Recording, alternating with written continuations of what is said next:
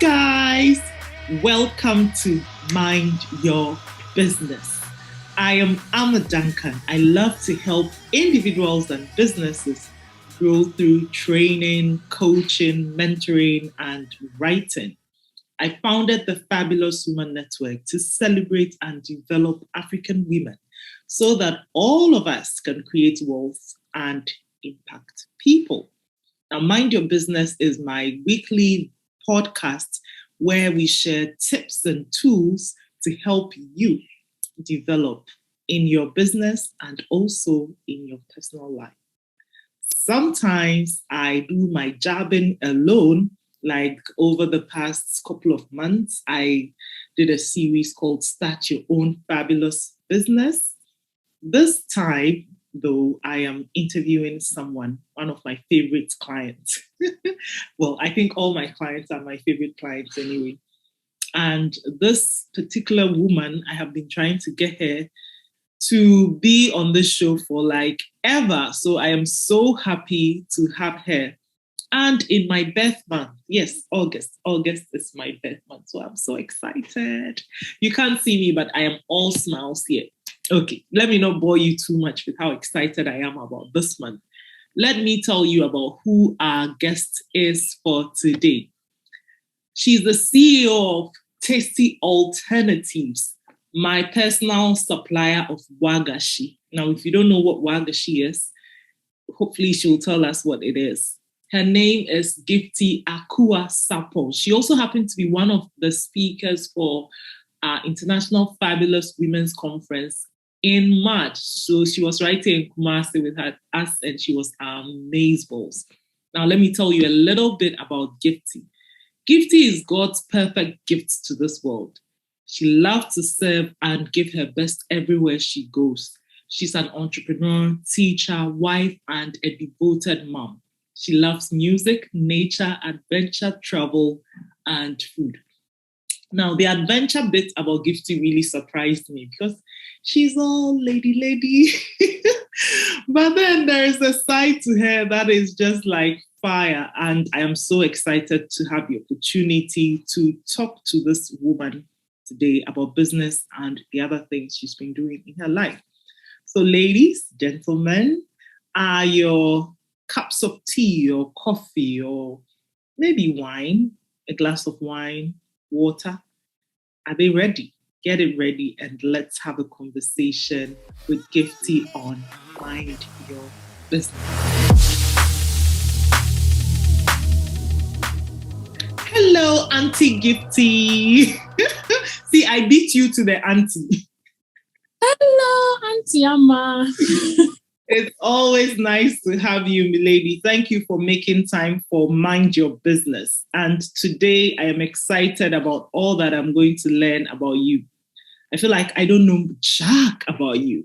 So for my own sake, and for the sake of the audience, see how you're making me all smiley and everything today. Please tell us about you, who you are, and what you do. Who am I and what I do? That's a tough question. Who am I? So honestly, I'm still trying to figure out who I am. But I would say I am God's perfect gift to this world. I am a wife. I am a mom to 3 amazing children. And I'm also an entrepreneur. I'm trying to be one. And I love good food too. Amen to the good food. So speaking of you giving, yes, that's something I've experienced about you. And I just want to use this platform to say again, thank you for the many times you've supported the work of the Fabulous Women Network. I mean, you coming all the way from Accra to speak at our conference and blessing us with that story about your shoes. Now, I'm saying it so those who missed it to be like, oh, I missed it. Amma, what did she say? So that was amazing. And then remember when you also came into town and I just grabbed you by force to come and speak to the women when we did that NEI3 program. So that's about you, I think is really beautiful. The fact that you give willingly to support others and help others grow. you so much. It's always to give and to help and to serve. It's something I take great pleasure in doing. So. And then you also mentioned that you are trying to be an entrepreneur. So this is how I'm bragging that, oh, you are one of my clients. And then you say you are trying. So someone is like, Amma, what was Amma saying? So please, can you clarify this whole trying to be an entrepreneur to us? So for anyone who is an entrepreneur, you would realize that it's not an easy journey. It's a journey of learning, unlearning, and relearning. You make mistakes and all that. So I am the face behind Tasty Alternatives, and our main thing right now is we provide neatly packaged fresh, fried wagashi right to the doorstep of our customers. We also have different vegetarian options like tofu, mushrooms, and other things. But we're trying to find our way, if I should say. We're trying. And let me commend you, Gifty. You know that there are actually statistics to prove that most startups fail within the first 2 years. You have actually gone beyond the first 2 years and you are still in business. I'm actually in my second year right now. So that means you haven't finished? So I'm almost, I think in November I would be 2 years in November. I officially started my business in November of 2020. So. Okay. So this is how I am praying in tongues. Have you heard pigeon tongues before? No.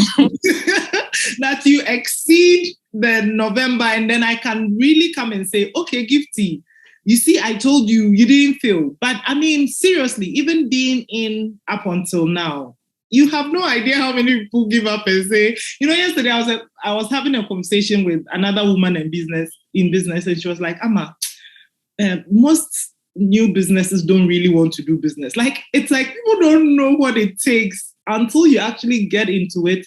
So it takes the really super resilient to continue being in it. It's like marriage, or a version of, how marriage is not easy. You see the wedding and all, and it's all fancy, but you go in and you're like, hey, what is this?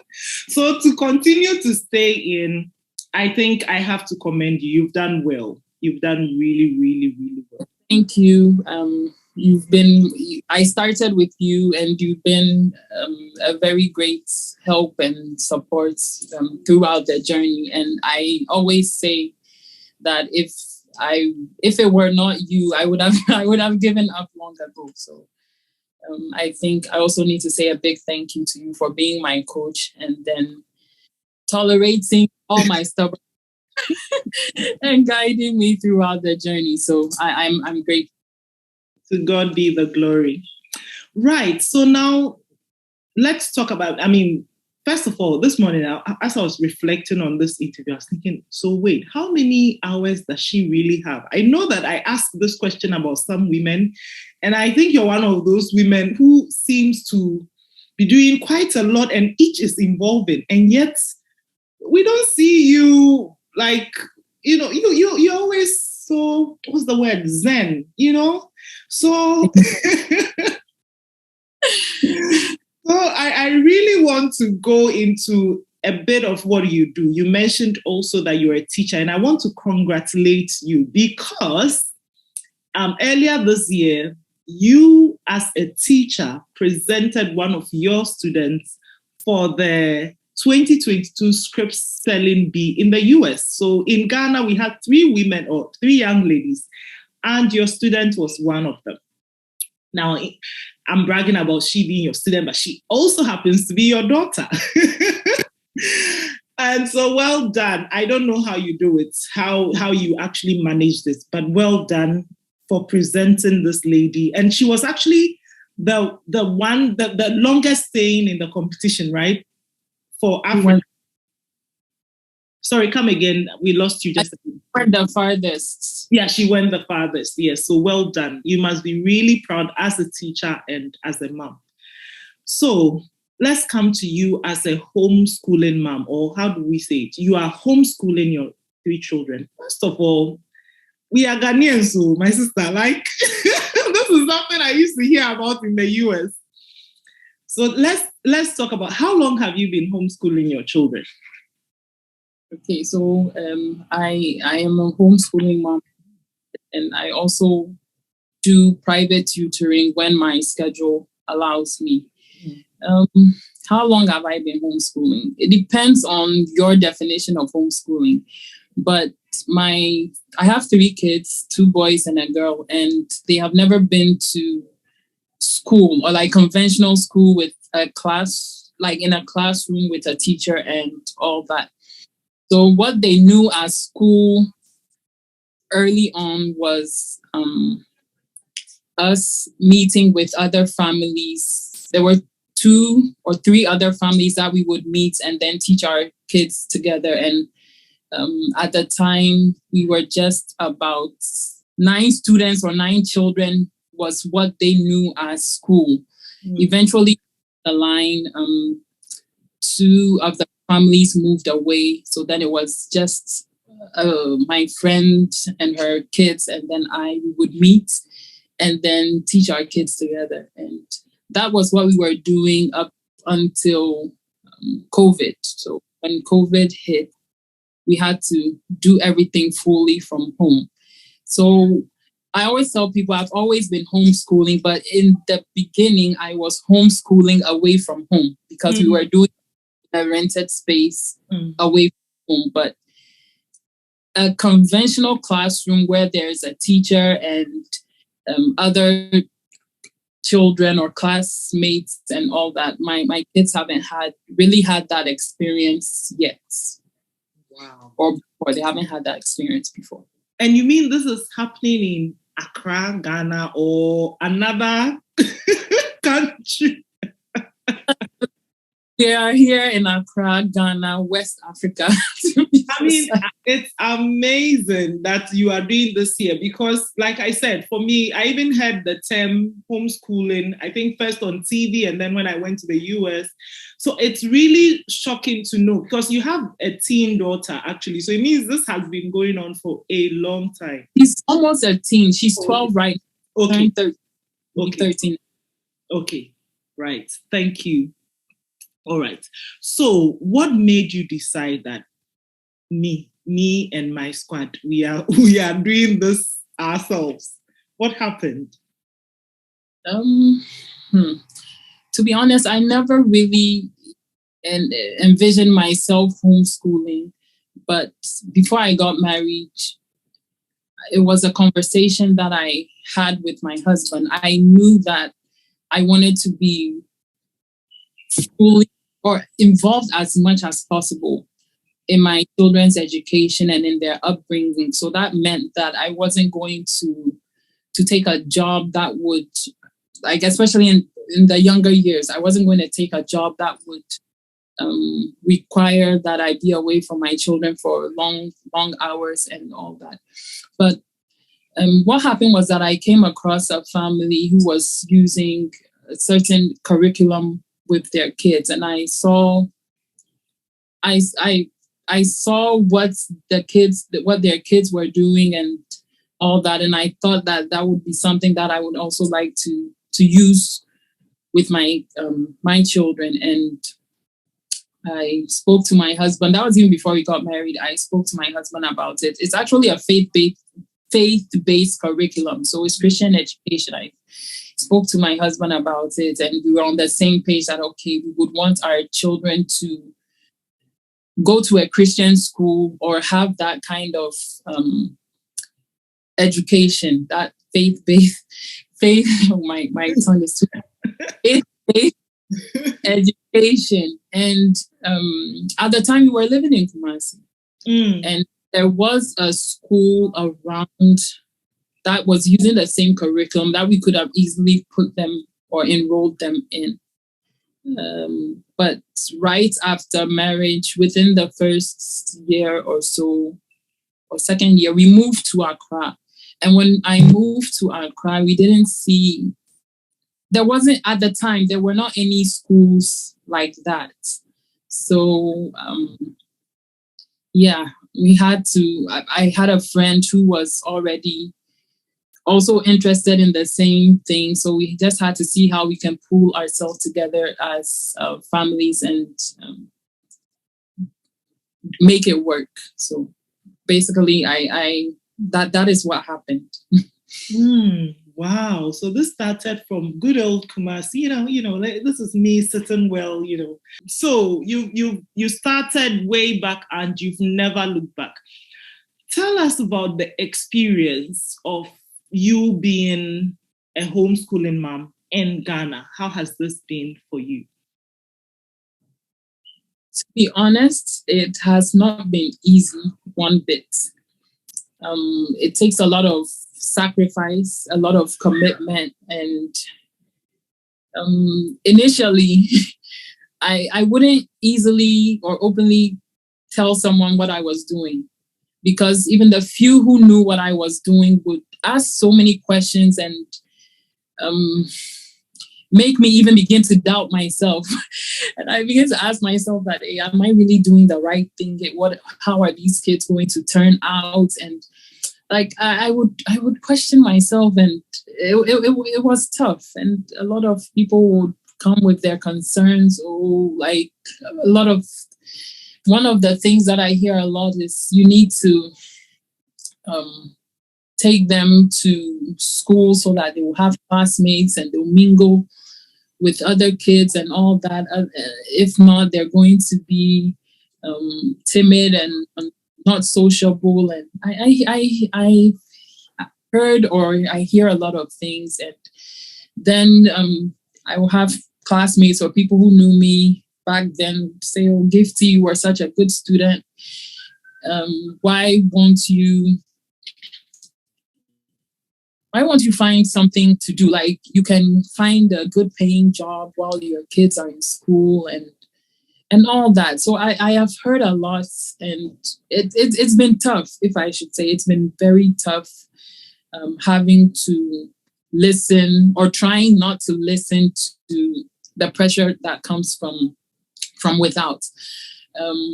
But one the good thing about when COVID hit is during lockdown, when schools were closed and all that.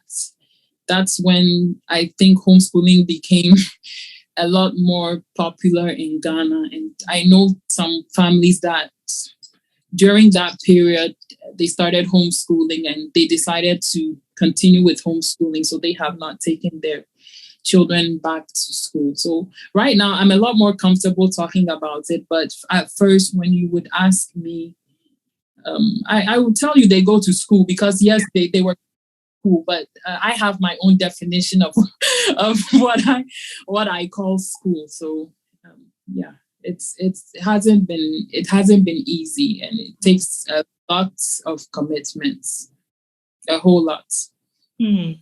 And I can imagine all the planning you have to do as well, so that you can squeeze in the school time in your own daily life. Yeah, so I mean, that's where I said it takes a lot of commitment, because especially when we moved the whole thing home, it's harder that way, because you're home and you see things that you have to do at home, but you have to put those things on hold and then sit with your kid to teach them. So sometimes the temptation is there to, okay, maybe put their schooling on hold and say, oh, maybe today I really want to make some banku and okro, so I want to be busy in the kitchen, or I would like to maybe sleep in today. But no, then you know that, okay, you have to get up and show up and do what needs to be done. So it takes a lot of discipline, if I should say, because it's not easy. It's not easy getting up every day, going about. Yeah, just imagining this, I'm like, my respect for you is climbing stairs, and it just keeps going, because I don't know how you do it. And then it just also occurred to me, did you have to train to be a teacher, or like teach the curriculum or something? So I get asked that question a long time, a whole lot of times, if I'm a trained teacher. So no, I'm a trained teacher. I have not been to teacher training college. I do hold a degree and I've done a lot of other courses, but for the curriculum that I am using with my children, I have been trained and certified to teach or use that curriculum. So yes, yes, but I am not a trained teacher in the sense that I've been to training college and all that. No. Okay. Excellent. I'm using with them. Okay. So there's probably someone listening and thinking, oh my God, this is exactly what I need. You know, the women in our community, some of them are just like you and I, exploring some of these unconventional methods of, raising our kids. I mean, although I confess, I don't know if I can actually do it. Like, I would just get someone like you to handle my kids, but not me. No. You let me go and look for money somewhere else. Or go and do jab on Facebook. So anyway, for a woman who is listening and thinking, I'd like to, or a man, sorry, who wants to try this, based on your own experiences, what tips can you share with them so that it will make the journey easier for them? Okay, so first of all, I would say be ready to commit, because as I have explained earlier, it's not an easy feat, and I would say it's not also for everyone. So you should be ready to commit to it. And then secondly, you need to figure out what your goals are. What are your goals for your children? Is it like what are your goals for your children academic wise? Do you want them to write the SSC or the BEC? Is it the Cambridge system? Or you need to figure out what your goals are for your children. Or is it Christian education? Like what exactly is it that you are looking for your children? And once you figure that out, I think that will help you be able to decide which curriculum will work best for your case. And then also, after you figure out the kind of curriculum that you're interested in using, then comes to the how. How are you going to do it? In my case, I'm doing it on my own, but there are other parents who hire teachers to teach their kids for them from home. Or I know other families that kind of do a hybrid or a mix. There are days that the children are home, and I think twice or three times a week, like there are different families, they would go to school. So like you need to figure out the how you're going to go about it. And then I would also say you should get support.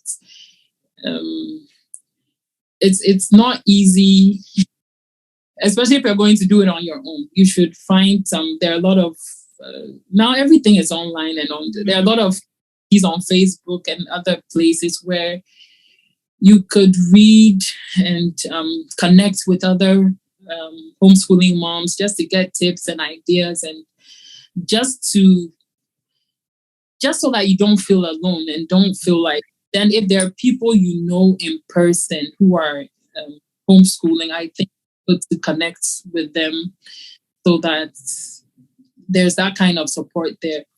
For me, that has been very helpful. That has been very helpful for me. So I meet with other homeschooling moms once in a while, and we bring our kids together, take a trip to the zoo, or like do something fun and educative, or like just so that kids could mingle, and so that the parents could also mingle and talk and do all that. So those are the tips that I would share concerning the children. And then to the moms well, this is not only to homeschooling moms, but I think there are other moms who are maybe taking a break from their career at home with their children. They're not actually full-time homeschooling or anything. I just feel that it's important that as a homeschooling mom or as a mom at home, you should also, it's not only about your children, you should also think about yourself as well. So as you're home, even though it might be just for a season, during that season, you should make the most use of your time. So it's something that I wish I would have done more of, or I would have started earlier, but it's never too late. I started a few years ago, but much more actively within the past year. And I think it's been very, it's been, I don't know how to say it. It's made a huge difference. So don't just sit there and think I'm at home. It's about changing diapers and cleaning and taking care of my kids and all that. Do what you can to develop yourself. So even if it's reading, there are a lot of books you can read whilst you're at home. There are courses that you can take online. You can learn a new skill. Now everything is online, so you can learn a new skill. You can start a business actually. You can start a business like I did. Don't just sit there and, if I should say, lose yourself in the process, because another thing that I get asked a lot is that, okay, so what happens when you're done homeschooling? And that's a good question, because yes, I don't know, I honestly don't know how long I'm going to be doing this, but I will do it as long as I can. But I also need to know that a time will come, I will not be homeschooling my kids, or a time will come, my children will be out of the house. And I don't want to look back and regret that I did not do anything during that period to make myself a better person. And I don't want to be old and angry and bitter. And I hope you get what I'm saying. So as you're home with your kids, just do what you can to develop yourself. You never know when you would need that skill, or where you never know when that course or thing will come into handy. And then also, I just believe that learning, we never stop learning. So learning opens your mind and gives you a level of thinking that those who quit learning and quit reading and all that are not able to do. So I think anything that you can do with your time to make yourself a better person, I think you should go for it. You know, it's funny, because I was also thinking there are certain things that I've done, or courses that I've done. Even the Facebook Live with beginners, that was the first course that I took with you. And at that time, I honestly did not know why I signed up for that course. One of thinking about it, I was thinking, okay, I had signed up for group coaching or whatever, and I just wanted to maybe have a feel of, who Amma Duncan is. I signed up for that course, knowing in my heart of hearts that the person I used to be at that time, I'm not the one who would come and click live on Facebook. I'm the one who would come and hit live on Facebook and bring my face there and be talking to anybody, But I took that course with you, and not knowing, was it the following year or so, I was kind of pushed into hosting a show on Facebook, and I knew how to go on Facebook and do the live, because I had already taken that. And it's not only that, there are other courses. Sometimes I would take a course or do something, and then at the time I'm doing it, I wouldn't really know or understand why, but it does come in handy. And that's also another thing that I would say, that there are a lot of things that you can learn, and there are a lot of opportunities out there. And I think you also do a great job posting those opportunities within the Fabulous Woman network. So for me, at this point and stage in my life, when I see an opportunity, I just grab it. If I look at it and know that it's something new or something that I can learn or benefit from, I grab it.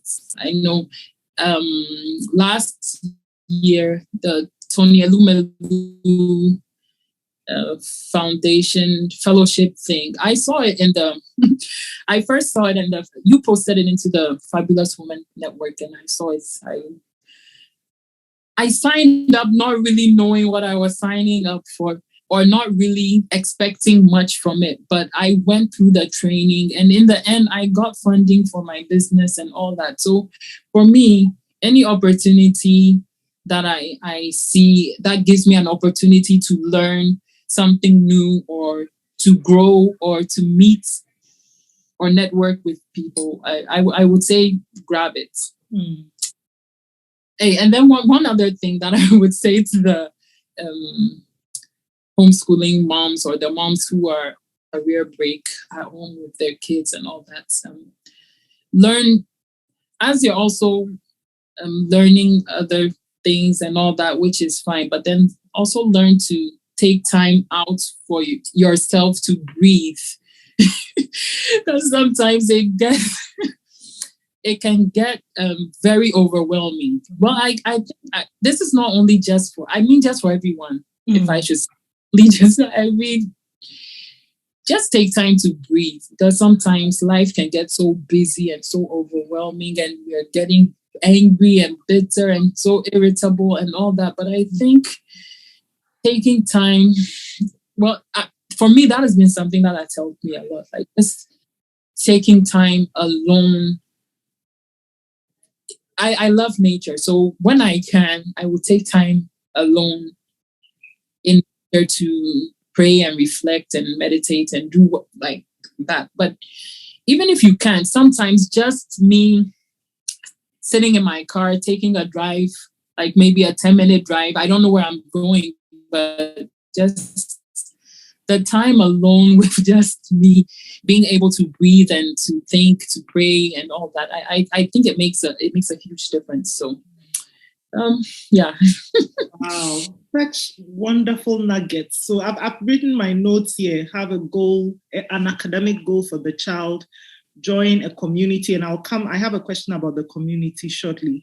You also talked about doing something for self, which I love, developing self, and then looking out for opportunities. So yeah, the doing something for self has to do with also taking time out to just breathe, which I agree. Everyone needs to do that, not just, no matter what you do. I mean, somebody says, Amma, don't you get bored? They think that all I do is the Fabulous Woman Network. Actually, I do so many other things just to keep me. I get bored easily, so I have to do different things and also breathe and also. I agree.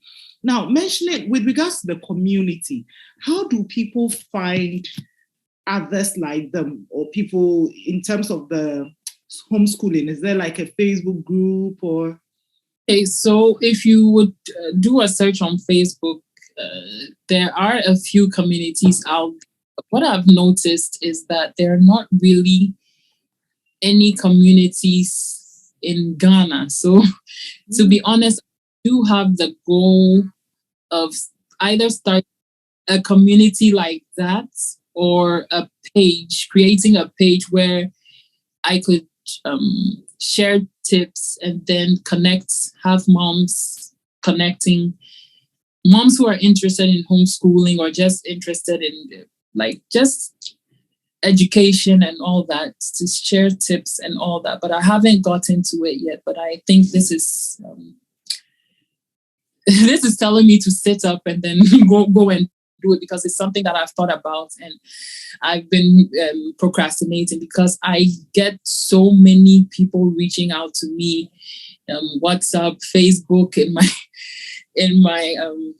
on Facebook and through other means. Like people are asking, how do you do this, or I see your kids doing these things and I hear you teach them yourself, so how do you do it? And some just want extra tips. They don't have the aim of homeschooling, but they just want extra tips to how to help their kids after school, and then on weekends or during vacation and then all that. So I think sooner than later I would create that community or that platform where I could share tips and then have other homeschooling moms share their experiences and just a community where we can connect, because I've realized that there's not really that for Ghana, like in Ghana, or I'm yet to see that. But what I have seen, there's not that. And the Holy Spirit just stamped what you said, this vision of yours or idea. Do you know why? You've given me 2 sets of goosebumps in this conversation. The first was in the beginning when I was saying that I don't know how you do these things. Like, I see you as a rock star. And the second was when you said you have this idea to do the community. I totally think it's important. And you've said so yourself. Having that community of support is priceless. And the fact that you've been doing this for years and you haven't seen one in Ghana. There goes the third goosebumps.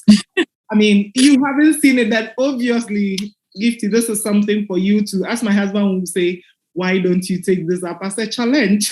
So this one is for you. So thank you really for the education. And it also gives me hope, because sometimes as parents, we are taking our kids to certain schools and we are not really happy, but we don't think there are other options. Like, now you've opened our minds to this possibility that, actually, it's not just this. You and there's this other lady, you know her, who first made me realize that this is possible. Anyway, I forget her name. But yeah, we've had a conversation and you know who it is. So anyway, thank you for sharing your experiences about this. I know that someone out there needed to hear this and it will be a blessing. Now, before I let you go, you need to complete a few short sentences with a phrase or another short sentence. So the first one is, if I could advise my younger self in one short sentence, I would say...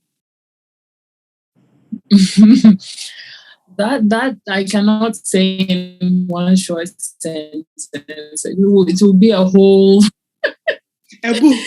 It will be a whole book. Okay. So if I could advise my younger self in one short sentence, is I would look younger Gifty in the eyes and I would tell her that, look, Gifty, God loves you. He loves you so much than you could ever imagine. And I say that because there was a point in my life where I felt like ending it, because I just felt like my life was laden with grief and pain and rejection, and life didn't make any sense to me. So that is what I would... There are 2 things, but that is the first thing that I would tell myself, that God loves you, Gifty. God really loves you more than you can even imagine, because I sit here and reflect and look back at those times where I felt like my life didn't make sense, that I didn't see the point in living and all that. And I just see that was God refining me. I was just being refined. So I look back and I am thankful. I am actually thankful for those experiences that I have been through, because they are part of what has shaped me into who I am today. And I look back and I am grateful. And I know you said in one sentence, but the second thing that I would tell myself is, my younger self is, Gifty, do it afraid, because I feel like there are so many opportunities and open doors that I refused to walk through because I was afraid. And for me, that fear has mainly been the fear of other people's judgment, of what I'm doing, why they will say, why doing this. Also, yes, it has been something that has crippled me for a long time. Like, I want to do something, but I'm always concerned of what others might say. But I am learning to break those shackles off of my feet. And then move and do, as long as it brings honor or glory to God, and my motives are pure. I am learning to do what I want to do without not really focusing much my attention to what others might think, because I feel like that had crippled me for such a long time. So yeah, that is my paragraph or my book of Chapter one.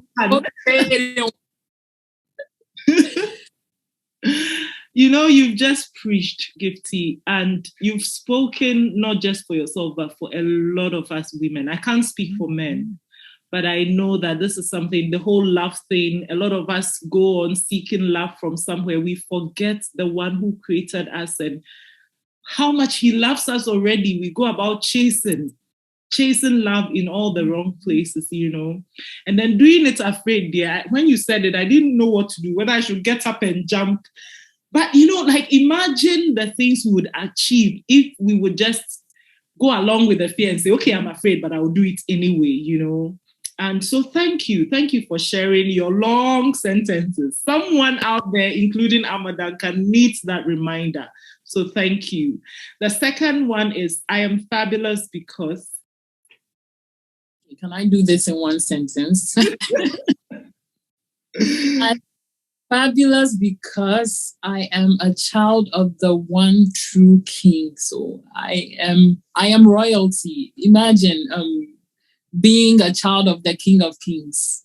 I mean, I am royalty. So goosebumps factory. You know, if I could actually sell my goosebumps, you know how rich I would be. And I'll give all of you ladies who give me the goosebumps, I'll give you all commission. We'll all be rich. Yeah, we'll be rich. I've made a lot of money during this interview. You know. All right. The final one is, one book that has greatly helped me in business is? One book that has really helped me in business. Well, I would say one book that has really helped me in life was, I have read a lot of books, actually thanks to you, because there was a of my life where I just I kind of stopped reading. Read a lot of books and listening to audiobooks and all that. But I think, was it early this year, or I read a book that I really liked, and it's called Nothing Wasted by Casey Van Norman. And it was just a book talking about the experiences we go through and how those experiences help shape us. And how do I say, what I was saying earlier when you asked me about my advice to my younger self, what I was saying about going through certain experiences and not really understanding why you're going through those experiences, but believing that going through it is God who is taking you through those experiences to teach you something. So in every experience, no matter how difficult or how unpleasant it is, we should look deeper into it and then see how we can learn and then grow from it. So I really enjoyed reading that book, if I should say. Thank you. Thank you so much. Nothing Wasted by Casey Van Norman. Definitely, I'm going to look for it and add the link so people can check it out. Now, the final question, milady, auntie, is, how do we find you? Someone is like, okay, Amma, where is she? How do I get her? Please help us find you. Oh, how do you find me? I know, but for the sake of others. So I am on Facebook as Gifty Akua Sarpong, and I'm not that active, or I don't know how to say it. I think if you want to reach me, you can reach me through Facebook, or you can also follow on Instagram. I am there as Tasty Alternatives Ghana. We also have a Tasty Alternatives Facebook page, but yes, which is mainly for business. But if you want to reach me personally, you can do that through Facebook. So if you just search Gifty Akua Sarpong, reach out to me via Messenger, and I would respond. I'm laughing saying that because there are a number of people who have whose messages I haven't responded. Oh dear Lord. So it's just a reminder to me to go back and respond to those people. They're asking for more messages whilst I haven't. So people, if you reach out and it takes a bit, please just know that the woman already has a backlog and she's clearing them. Oh my goodness, Gifty, thank you so much for sharing, just pouring and being the given person that you are. Your name is Gifty anyway. You are a gift to the world. So thank you so much for this. God bless you and bless all that you're doing. And I look forward to that community soon. Thank you so much for that. I know you've been chasing me for a long time, and I have been running, but you somehow caught up. Yes, you somehow caught me, and I'm glad I've been able to do this, and I'm hoping that this conversation will be of value to anyone who would listen. So thank you, Auntie Amma. You're welcome. Well, ladies and gentlemen, I hope you had your share of the inspiration. This interview has been so good. I have my notes right in front of me, and I hope you made your notes as well. If you didn't, please, if you have to listen to it again, just to jot down what you need to do with it so that you don't forget. Reflect on it. I'm also going to reflect on my own learnings and see what I can apply. I've shared the link to Nothing Wasted in the caption so that you can also check it out, because you never know what message is in there to speak to you. If you want to reach out to Gifty and encourage her to start that community, please do so. Thank you very much for listening. So Mind Your Business is it's a free resource available for you to just listen to and get inspiration. But if you want to work with me one-on-one as your coach or your trainer, this starts with a discovery call. Check the link in the caption, book a call with me, and let's have a conversation. Until I come your way again next week with Mind Your Business, it's Ta Toodles. Bye.